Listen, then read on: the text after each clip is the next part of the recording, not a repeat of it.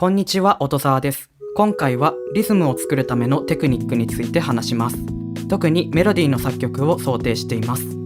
拍子などの基本知識については過去の動画で話しています。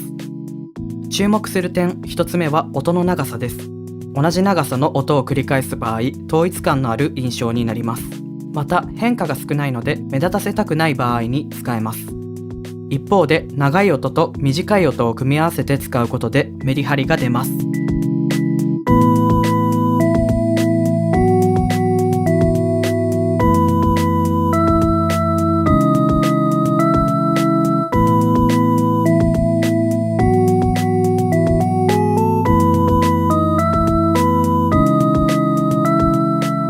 物体が移動するアニメーションで同じ速度で動く場合と加速と減速を入れた場合を比べてみると、1つ目は機械的なイメージで、2つ目は躍動感のあるイメージに見えると思います。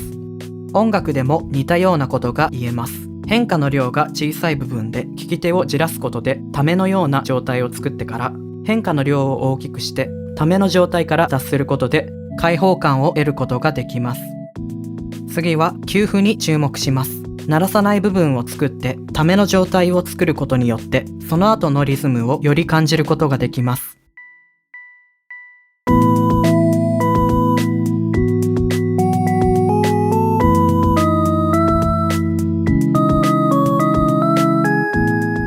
3つ目はシンコペーションです。先に例を聞いた方がわかると思うので流します。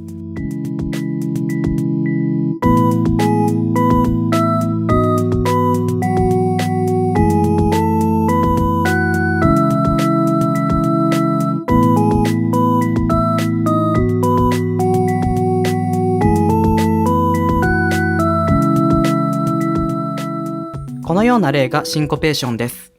シンコペーションの例について話すと、例えば1小節に8分音符を並べるとこのようになります。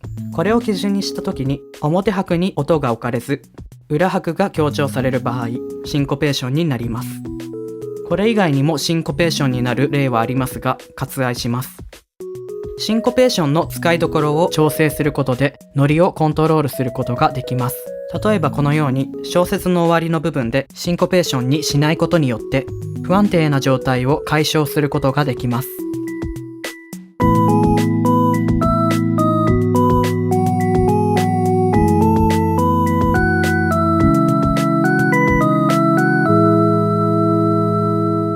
関連するテクニックを紹介します。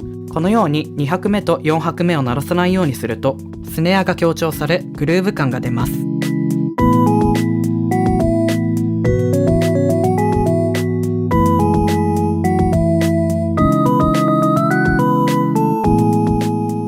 1拍目を鳴らさない場合、少し不安定になり、流れるような感じになります。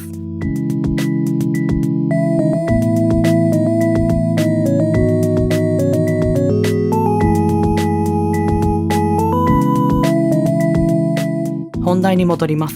4つ目は付点のリズムです。作曲ソフトの編集画面では3マスの長さになります。これも推進力が出ます。混同されやすい3連符と比較して聴いてみます。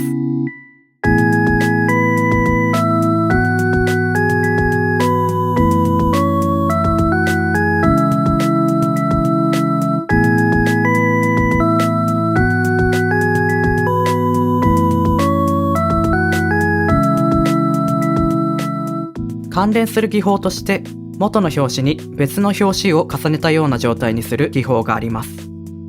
例えばこのようなメロディーがあったとして、このように詰めると4分の4拍子に8分の3拍子を重ねたような状態になります。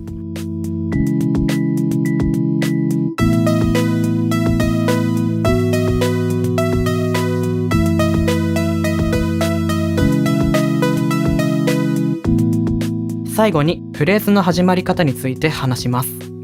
例えばサビのメロディーが1拍目から始まる場合、ダイレクトな印象でサビ前とサビの区別がはっきりした印象になると思います。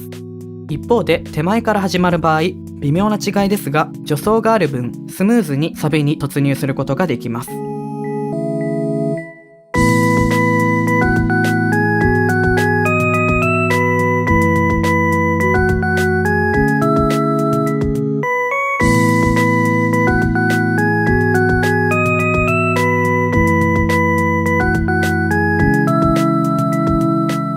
またサビの1拍目を開けるパターンもあります。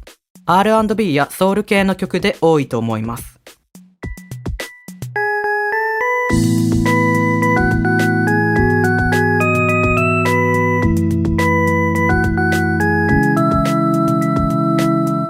動画は以上です。作曲や分析に役立つと嬉しいです。ご視聴ありがとうございました。